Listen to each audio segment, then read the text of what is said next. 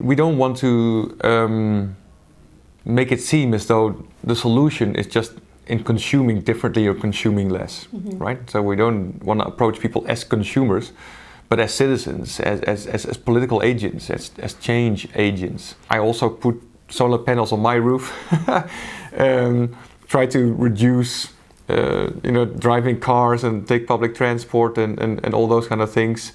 Eat or cut out most meat. Those kind of things do of course help a lot, but they're not the solution to the environmental problem. And I think more of us now know this and start, saying this in all kinds of different ways. Again, the youth movements are a good example where young people are standing up and saying, no, we need more than that. Global elites, global people in power need to do more, especially because they have a larger footprint, and it's about the democratization of conservation or environmental action. You can't just leave it up to everybody individually, but you need to make the systemic changes that are necessary.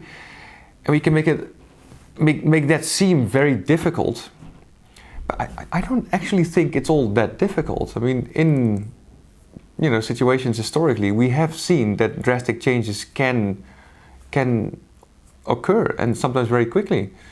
If there's a war breaking out, then countries mobilize very quickly, and all of a sudden the economy changes, social dynamics change, right? So I don't think that this is necessarily a war, but this is a big crisis, and if we take it seriously, that also means things can and should change very quickly. It won't happen without political pressure. And I think this is the key takeaway, I think, for many people, is to keep up that political pressure, despite the fact that sometimes you lose elections, you have setbacks, etc., like we see here in the UK where I'm currently, but to keep at it and to keep developing both the broader story within which these changes make sense, and to try these out on the local level, right? Even though individually they don't make the difference, but the connection does. When at some point bigger things happen, be they disasters or viruses or political changes, right? Real bigger things. All of a sudden, also other political things become possible. Things that were sort of politically unthinkable, all of a sudden become much more acceptable.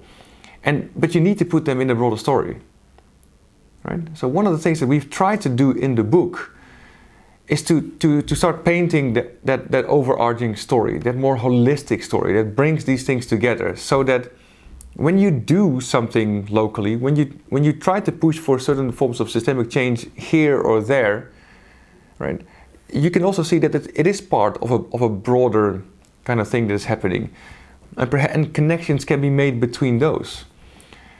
And I think that organizing is now happening, both politically, but also sort of like in terms of bureaucracies or political parties or movements, etc.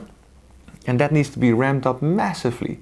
For us, radical literally means going to the roots, right? We need to go to the roots of the discussion about conservation, right? Meaning the relation between people and nature the nature of our political economy. And we see this happening in current conservation debates, and build on that as a sort of a positive kind of input into the further changes that are still necessary, right? And then radical actually loses those kind of connotations, right? It actually feels very grounded. It feels very much more realistic, right? I think the way the current economy is going, right? If you look at the wildfires in Australia, if you look at Trumpian type of politics, etc., that is radical in the negative sense of the word, right? That's just simply extreme. And if we want to do away with that, we need to get to the roots of these debates.